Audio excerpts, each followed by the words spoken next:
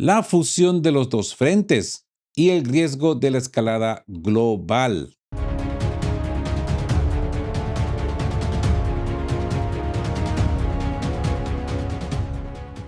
Saludos cordiales a todos, bienvenidos a una nueva emisión especial de qué hablan Geo con Rodolfo. Para quienes se unen por primera vez a nuestra comunidad, aquí les advierto, no van a encontrar titulares predirigidos, propaganda de consumo masivo ni edulcorantes diplomáticos. Nuestro compromiso se resume en dos palabras: Cine Mora, sin demoras, sin filtros y con los datos fríos de inteligencia sobre la mesa. Son más de dos palabras. Pero el concepto es Cine Mora. Hoy nos encontramos en un punto de inflexión estratégico absoluto. La arquitectura de seguridad internacional ha entrado en una fase de mutación crítica donde los conceptos geográficos tradicionales, pues, amigos, han saltado por los aires. Lo que la gran prensa de masas persiste en presentar como dos conflictos desvinculados, por un lado, la guerra de atrición en Europa del Este y por el otro, la escalada multifacética de Oriente Medio, pues se han soldado de manera definitiva en un único y complejo, peligroso teatro de operaciones global. Sigamos con extrema atención la secuencia de los hechos, porque el pasado 25 de julio en las aguas del mar Caspio se produjo un incidente que rompió el statu quo marítimo de la región. Un ataque con drones perpetrado por las fuerzas de Kiev impactó directamente contra el buque mercantil civil de bandera iraní Ana, dejando un saldo confirmado de un muerto y múltiples heridos. El impacto de este suceso no es meramente táctico, es un desafío geopolítico de primer orden en un área marítima cerrada que hasta ahora se había mantenido al margen de la confrontación europea. La respuesta diplomática y política de Teherán no se hizo esperar. A través de las páginas del diario oficial Etelaat, el portavoz del ministro de Asuntos Exteriores de la República Islámica, Ismail Baghai, calificó las acciones de la cúpula de Kiev como propias de anarquistas que en vísperas de la Primera Guerra Mundial cometieron actos ostentosos y extremadamente peligrosos cuyas consecuencias terminaron afectando a la totalidad del continente europeo. Baghai enfatizó que esta peligrosa aventura es ilegal, injustificada y contraria a la Carta de las Naciones Unidas, señalando directamente a los patrocinadores y protectores del régimen ucraniano. Sin embargo, la advertencia de mayor calado militar no llegó desde la Cancillería, sino desde el corazón del Parlamento iraní. Abraham Azizi, presidente del Comité de Seguridad Nacional y Política Exterior, declaró categóricamente que la lista de quienes se han equivocado en sus cálculos sigue creciendo y lanzó un recordatorio técnico que ha helado la sangre en los cuarteles generales de Europa. La totalidad del territorio ucraniano desde Transcarpatia hasta Kharkov se encuentra dentro del rango operativo de alcance de la cohetería balística de precisión iraní. La logística del Caspio y el fuego amigo en Novorossiysk. Analicemos con el bisturí forénsico la verdadera dimensión de esta maniobra. ¿Por qué razón la cúpula militar y política de Kiev decide arriesgar sus vectores aéreos y navales para golpear un buque mercante iraní en el mar Caspio? Y es que mientras el presidente Volodymyr Zelensky intenta matizar el incidente declarando en una entrevista para la agencia Bloomberg, esto había sido parte de Parodia Geo, pero pongan atención, y dice: Irán ya nos ha atacado, suministrando armas a Rusia y debemos hacer todo lo posible, poner atención a esta contradicción, y debemos hacer todo lo posible para no abrir un nuevo frente. ¿Y entonces qué está haciendo? Me pregunto yo. No quiere abrir otro frente, pero le está tocando las narices al león iraní. Pregunto nomás. Solo digo. Y bien, Las acciones operativas en el terreno demuestran una lógica radicalmente opuesta. La intención estratégica de Kiev es forzar la apertura de un segundo frente para internacionalizar aún más el conflicto. Algo que, como hemos discutido acá en esta mesa, es lo que el Kremlin ha querido evitar a toda costa. Así pues, buscando una intervención o un respaldo más agresivo de sus aliados occidentales ante la evidente atrición y deterioro que sufre en la línea de contacto con las fuerzas rusas. En otras palabras, está buscando dinero, está buscando conseguir una tajada del conflicto de Hormuz, haciéndose presente él y decir somos parte del conflicto. Ojo, que uno de los mayores patrocinadores de Kiev es Europa. Esto es involucrar a Europa en contra de los iraníes. Digo nomás.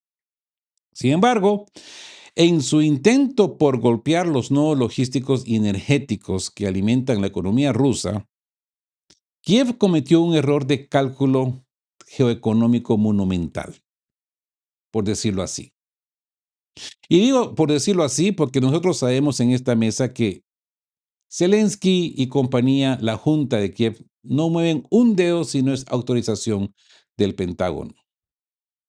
Sin autorización del Pentágono. Así pues que golpear de lleno los bolsillos y la infraestructura del capital corporativo de Estados Unidos, pues podría parecer un pecado capital para Zelensky. Como desglosa con maestría el analista Zoran Meter en geopolítica.news, las incursiones con drones marítimos lanzadas por Ucrania en la cuenca del Mar Negro dañaron buques cisterna y forzaron la paralización temporal de las operaciones en la terminal de Seharis, en el importante puerto ruso de Novorossiysk. Esta instalación es el punto de salida del Consorcio de Oleoducto del Caspio, el CPC, una arteria estratégica por la que circula aproximadamente el 2% del consumo diario mundial de petróleo. Aquí radica la clave del conflicto de intereses, amigos. Este oleoducto CPS transporta el crudo extraído en los yacimientos de Kazajistán, país sin litoral marítimo, que depende absolutamente de esta ruta rusa para colocar su energía en los mercados internacionales. Y el principal actor privado en el gigantesco yacimiento kazajo de Tengiz, que es nada menos que la megacorporación estadounidense Chevron, poseedora del 50% de las concesiones en un proyecto valorado en miles de millones de dólares. Al golpear los buques cisterna en Novorossiysk, los drones ucranianos dañaron un petróleo arrendando directamente por Chevron. La reacción en Washington fue instantánea.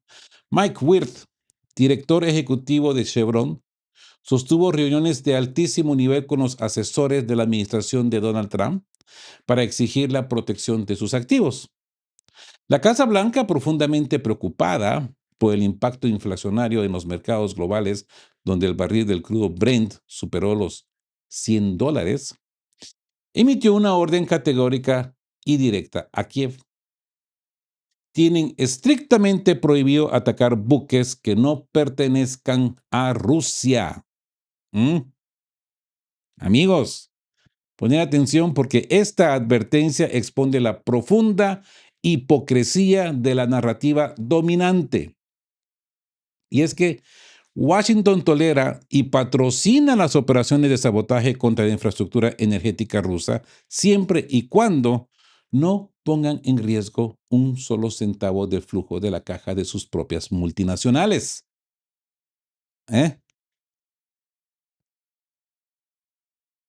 Pero las consecuencias inmediatas para Ucrania han sido desastrosas.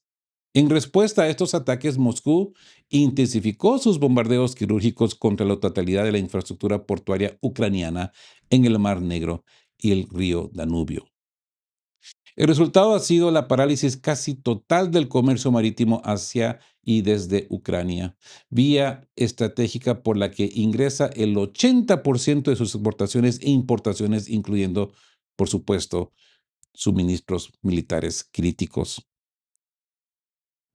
Para rematar este aislamiento logístico, la gigantesca naviera danesa Maersk, según tengo entendido, es la segunda más grande del planeta, anunció oficialmente la suspensión total de sus servicios marítimos hacia puertos ucranianos, desviando la totalidad de su carga logística al puerto rumano de Constanta.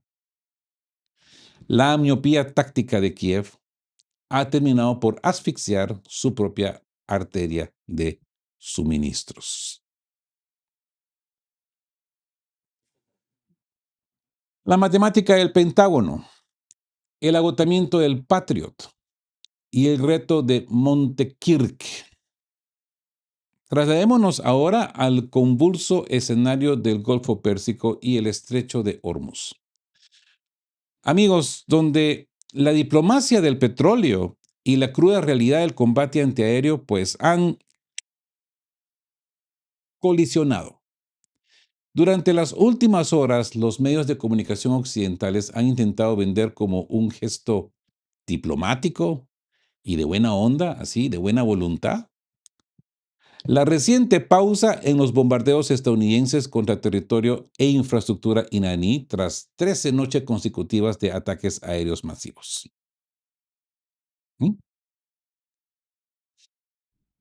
¿Quiénes de ustedes se han tragado este cuento? Sean honestos, sean sinceros. ¿Quiénes se han tragado usted? ¿Quién se ha tragado este cuento de que esto es de buena onda, esto es de buena voluntad diplomática de Estados Unidos? A ver, sean sinceros. Y es que, poner atención. Sin embargo, los informes de inteligencia militar filtrados y publicados como en Axios revelan una realidad logística abrumadora. La Casa Blanca no se detuvo por convicción de paz, sino por agotamiento material.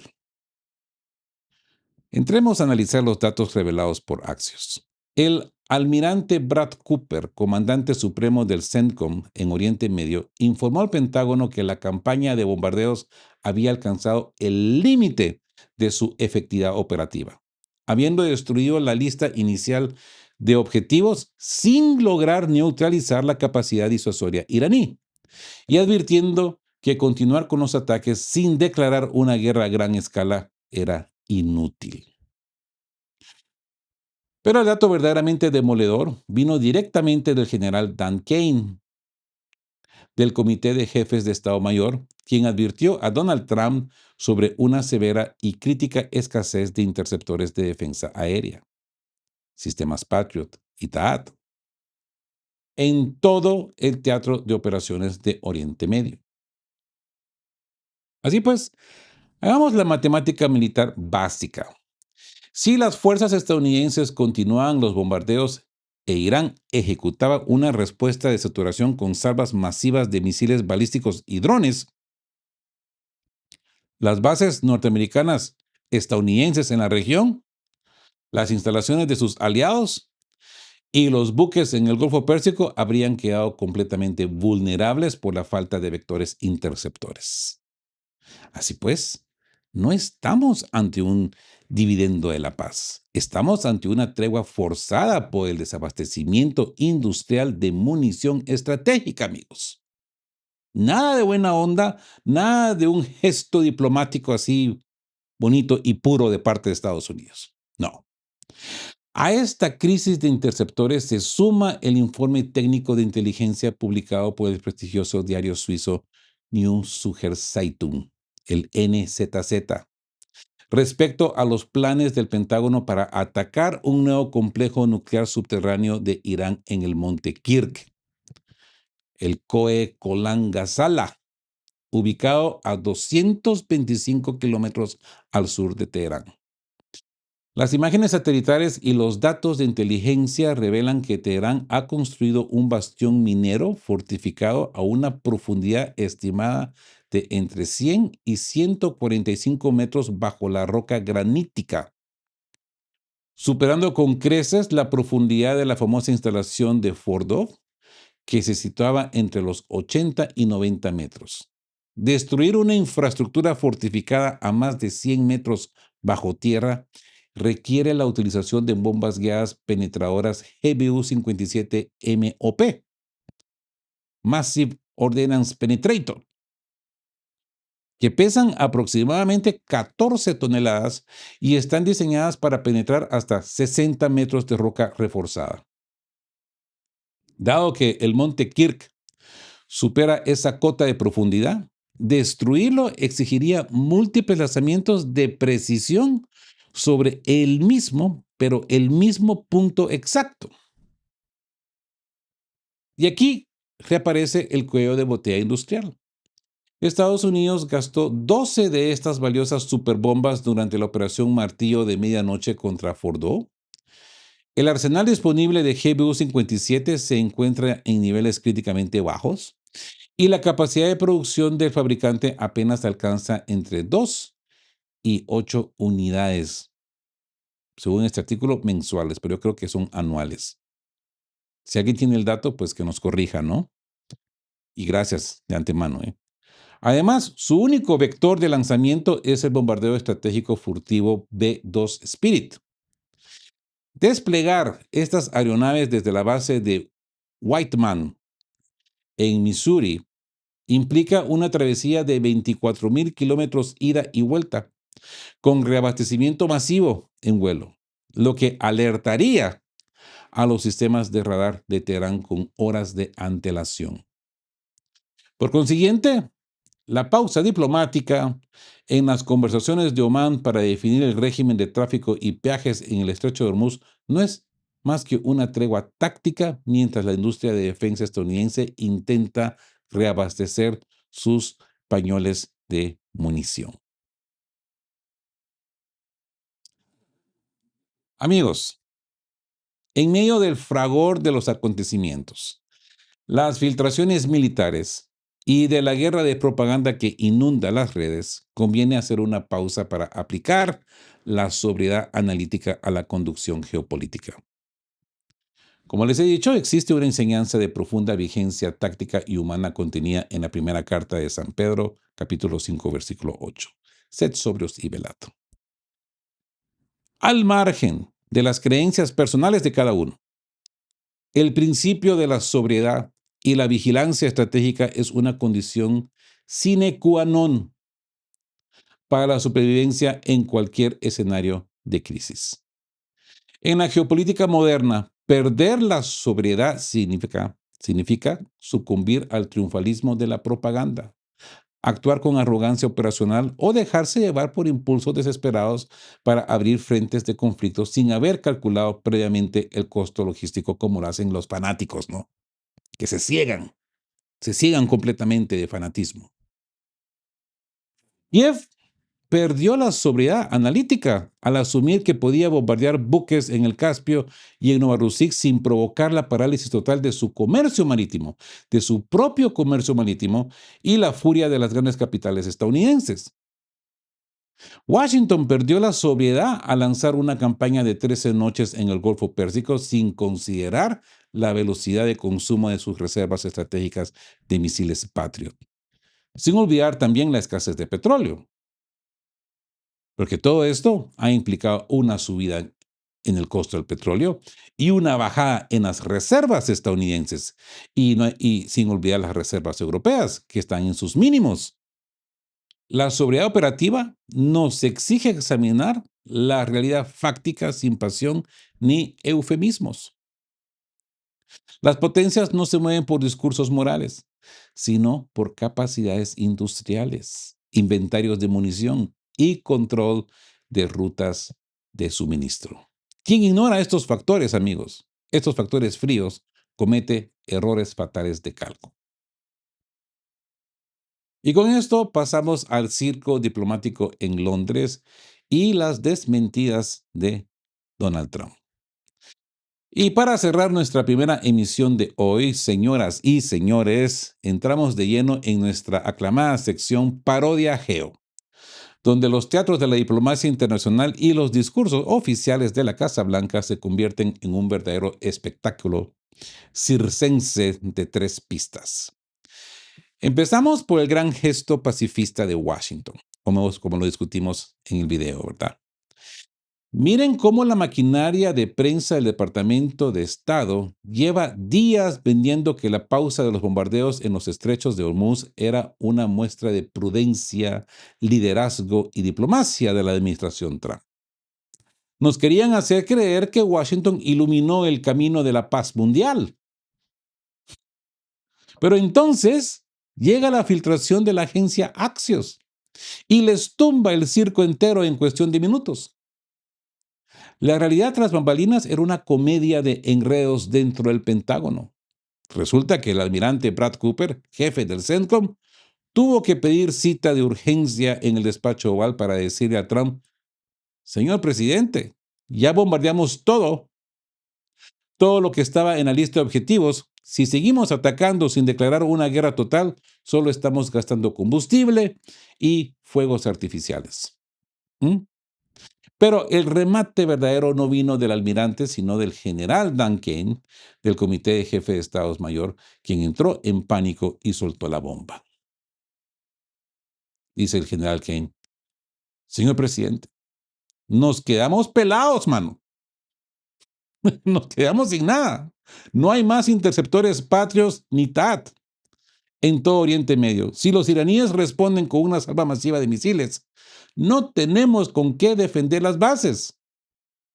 Maestro, ordene la diplomacia inmediatamente.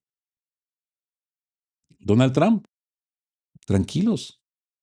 Digan a la prensa que es un gesto de buena onda, un gesto de buena voluntad y una tregua táctica para reabrir el comercio en Hormuz. Ahí lo tienen. Lo que los medios vendidos llamaron vocación negociadora. En el idioma real de los cuarteles se llama auxilio. Se nos acabaron los cartuchos. No hay tregua por paz. Hay una tregua de desabastecimiento.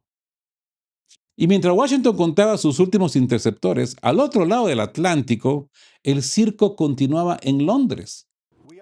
El nuevo, el nuevo ministro británico, Andy Burnham, es que esto, se vale reír, ¿eh? Se vale llorar también. Apenas ha tenido tiempo de desempacar sus maletas en el 10 de Downing Street tras sustituir a Keir Starmer, y ya tiene parado en la puerta de entrada a su primer visitante extranjero con la mano extendida. Antes de que Volodymyr Zelensky cruzara la puerta de Downing Street, Burham se apresuró a lanzar el discurso prefabricado ante los micrófonos de Sky News. Cito: el apoyo del Reino Unido a Ucrania sigue siendo inquebrantable. Cierro la cita. Claro que sí. Una frase hecha que los contribuyentes británicos escuchan mientras ven desplomarse su poder adquisitivo. Según reporta el Daily Mail, la visita oficial se saldó con la promesa de transferir los derechos de propiedad intelectual del sistema de guerra electrónica Stone Clock. Pero lo verdaderamente jugoso ha sido la reacción de los lectores británicos en las secciones de comentarios del periódico. Por ejemplo, el lector Niño del Trueno escribió: no había pasado ni un instante cuando ya apareció con el cuenco para pedir limosna. Una vez más a despilfarrar los miles de millones de nuestros impuestos.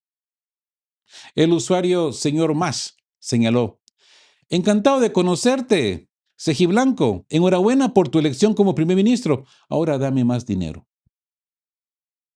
El usuario Seguí 1958 suplicó desesperado: que alguien esconda la chequera, por favor. Reconstruyamos el diálogo en el despacho del principal de Downing Street. Zelensky: señor Burham, felicitaciones por la mudanza. Vengo por la lista de compras habitual.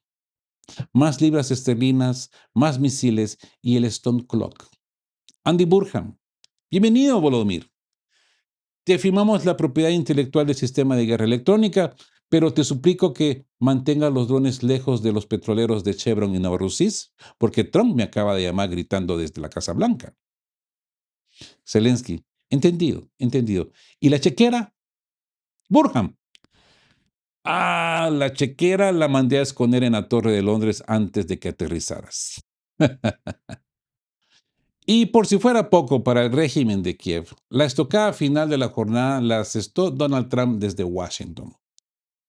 En un intento de desviar la atención y sembrar la alarma en Estados Unidos, Zelensky denunció públicamente que Rusia le estaría entregando a Irán imágenes satelitales de alta precisión de las bases militares estadounidenses en el Golfo Pérsico para facilitar ataques balísticos. Vaya inteligencia la que tiene Ucrania, ¿eh? Son pilas estos tipos, ¿eh? Pero cuando la prensa le preguntó a Trump al respecto, la respuesta del presidente estadounidense desmanteló por completo la narrativa de Kiev. El periodista le pregunta, señor presidente, Zelensky dice que Rusia le pasa inteligencia satelital a Irán para atacarlos. Donald Trump. Bueno, ya le preguntaré a Putin cuando hable con él. Averiguaremos si es cierto. Pero miren, si de verdad les están pasando algo, la verdad es que no ha tenido ningún resultado.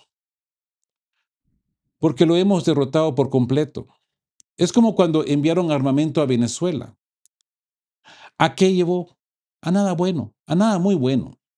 No tienen ejército, no tienen aviación, no tienen flota, no tienen nada. Así que no creo que lo que estén haciendo a un nivel serio, si lo hacen, el impacto ha sido cero. ¿Y las bases de la CIA? ¿Y los ataques a Jordania? ¿Y por qué están huyendo hacia Israel? Pregunto nomás.